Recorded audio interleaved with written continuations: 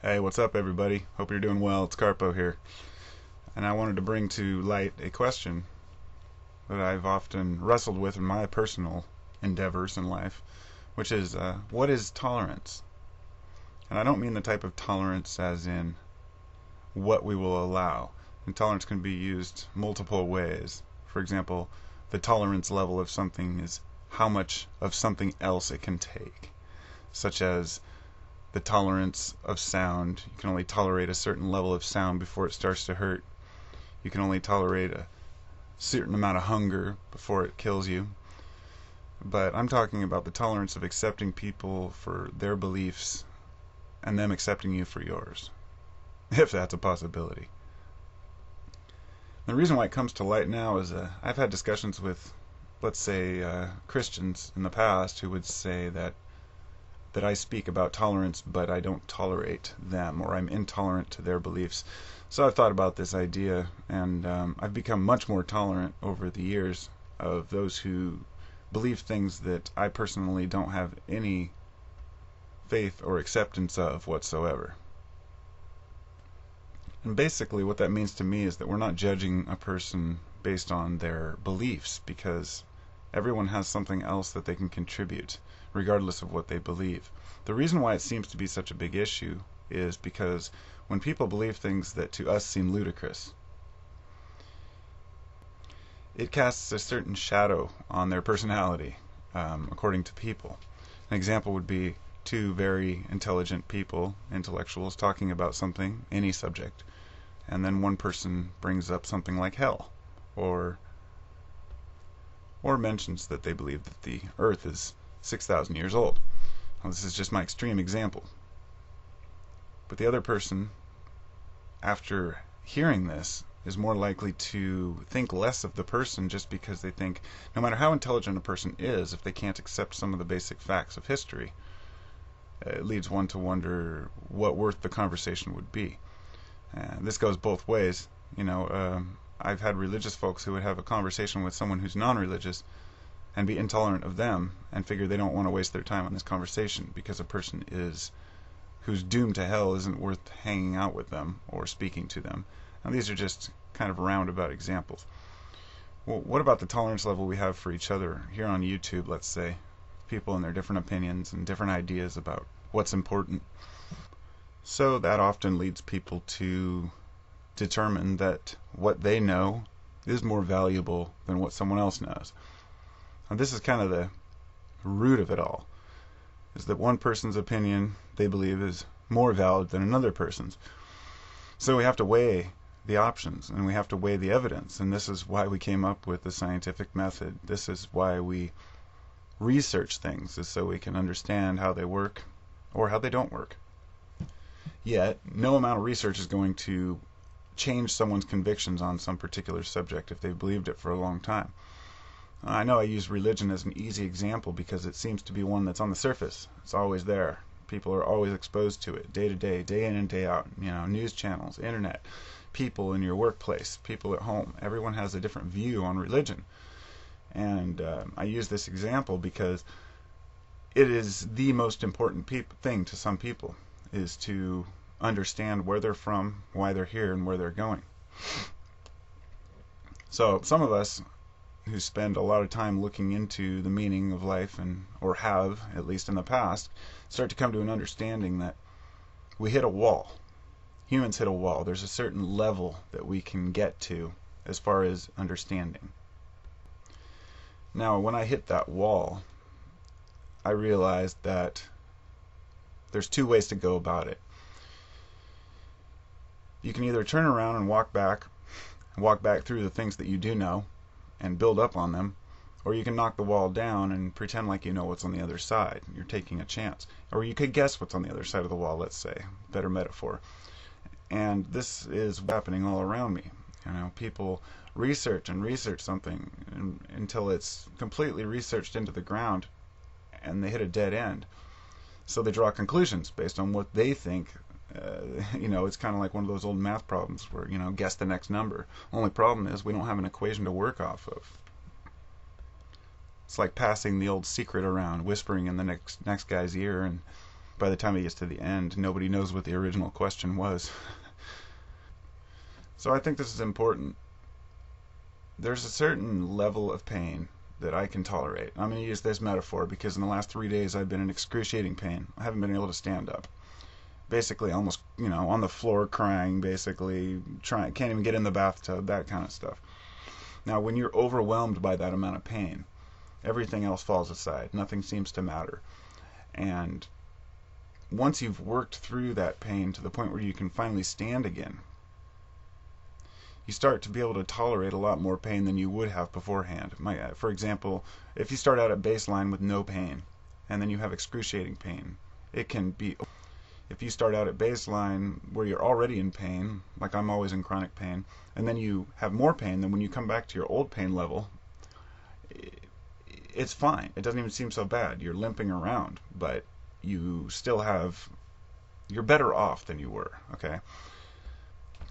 But I use pain as a metaphor because there are certain things you can do to avoid pain. You can take medications, you can take preemptive action against it by making an effort to exercise more or eat better. But once it's there, and there's nothing you can really do about it. And the same way that we medicate our pain, we medicate our physical pain and our mental pain. We medicate. No, I'm not talking about with drugs here. I'm saying the level of tolerance to which we will accept something depends on how much it's pushed on us constantly. So if you're in chronic pain all the time, and then you run into an issue where you have, say, lesser pain, it's not as bad. You've learned to wear pain, you've learned to accept it for what it is, and learn to judge your actions. Say if you're in a bad mood, you know it's because you're hurting. At least I do. And so I can counter that by positive thinking and trying to remember why I feel the way I feel. Now, when we're talking about mental tolerance and anguish, when people are pushed to the point where they're totally intolerant of someone else, and because, in the comments section on YouTube, when things get out of hand and one person says something and then it goes back and forth and it ends up being people trying to pretend like they're tolerant of one another or that the other person's the bad guy, but we hit a certain level where we basically just say, fuck you. And that's kind of what I wanted to get at here, was that at what level of tolerance do we finally just say, fuck you? Pardon the language. But I've spoken to people who say that one of the best human values, attributes, is the ability to tolerate people at any cost, and if someone hurts you, walk away, turn the other cheek, that kind of thing. Jesus spoke of turning the other cheek, I might be more likely to turn the other fist. And there was a time in my past where I maybe would have taken the beating and maybe would have metaphorically allowed myself to be conquer his own opinions because I didn't want to deal with it. And this is where we hit a certain threshold where what level of patience do you have? Even more so, how much do you really care about another person's opinion about you? And that's a big one, because I've spoken with a lot of folks who claim that they don't care what people think about them, that they're doing what they do, and that other people's opinions don't matter. But I know that's not true. We all know that's not true. I know who I am. I don't have any personal opinions that need to be believed or reinforced. But to an extent, we all need to reinforce each other in our thinking. So you get to a point when you're talking with someone where their opinion seems to wane and not matter as much. And this is kind of what I wanted to really aim at here, was each person has something to contribute to the discussion. Even some of the people who have said the harshest things, the meanest things to me, I've learned a little bit from. There are a few that I've learned absolutely nothing from, who are just harassing trolls, people who are just out to cause problems. And what level do we tolerate those people? We all know who we're talking about. Some of these guys on here are just out to cause trouble, just out to point fingers at other people, and really have nothing to contribute themselves. These are the sad, lonely people who feel like they want to be recognized. And since they can't be recognized through their good deeds or through their intelligence or knowledge or something they contribute to the world, they choose to be known through conflict, animosity. And people know what to say to get to other people. We're not stupid. We know what bothers other people, and some people tend to pick at that particular point. For example, I've had some people who I've debated with on YouTube, and I've wanted to say something about one particular attribute that bothers me about them, but I choose not to because it's irrelevant to the subject. Such as I've had people angry at me about my opinion, so they either make fun of my looks or my voice or whatever it might be. Whatever a person's particular issue is, what they're trying to do is to pick you up on a level, since they can't really attack your information, and especially if you're not trying to prove anything. You know, there's a lot of people online trying to prove themselves and to prove what they know is true. And when you give up trying to prove and you just try to teach, things become a lot less conflicting. But I don't mean teach in the sense that you're teaching other people. I mean you're telling stories about what you think is important. So we get these little groups where we go around and we listen to each other, and we pick pieces of each conversation and say, why does this person feel this way? Where do they live? Where are they coming from? You know, what's important to them? Because we can't base what's important on our own personal opinions. We've been doing that for way too long.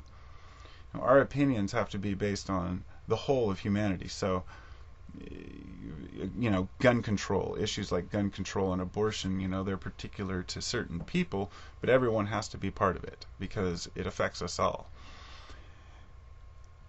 Every law we make affects us all to one extent or another. But let's say a law goes into effect that doesn't seem to affect a particular group of people, they might opt to not vote on that issue. Say, well, that's not my problem, that's on the East Coast. So we have a low level of tolerance for even other lifestyles, and it's kind of sad, but it's human nature.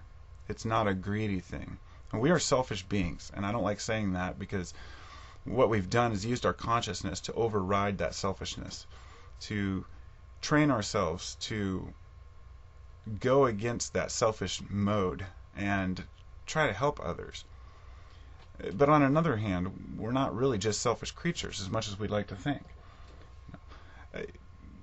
It's funny because somebody was saying the other day about, like, if Socrates, a good example would be if a man were walking along the road and he saw a child lying in a ditch and she was drowning, or a baby lying in a pool of water. It was an extreme example. Someone like Socrates might stop the guy before he saved her and say, but why are you saving this child? Such an obvious question. Because. But when you pick the reasons because apart a little deeper, you start to wonder, is it to save the child? Or is it maybe to override the guilt if you hadn't saved the child? Now, this sounds like a very stupid analogy to some, but you get the gist of what I'm trying to say, is that our reasons for doing things aren't always as noble as we think. So when we learn to tolerate people, sometimes we're only tolerating them because we don't want to deal with the issue at hand. And that's the big issue for me, is they don't want to cause ripples, they don't want to cause waves, and therefore they don't speak their mind. We have to have a certain level of tact that we develop over our years to where we know which battles to pick and which ones not to. But we can't opt out of all the battles. We have to stand by our morals, stand by our standards and what we believe. But at the same time realize that if we don't have shared standards with others, then maybe we're the odd man out. You know, that one guy out there who claims to have all the truth and everybody else is wrong might want to ask himself, how could everyone else be wrong and he be right? And what good is it to be the only right one? We have to follow the group to an extent, is what I'm saying. Not follow the group, but we have to understand the needs and the desires of people as a whole, so we don't try to rise above them and become something better. Because we're all in this together. Have a great day, everybody. Peace and love.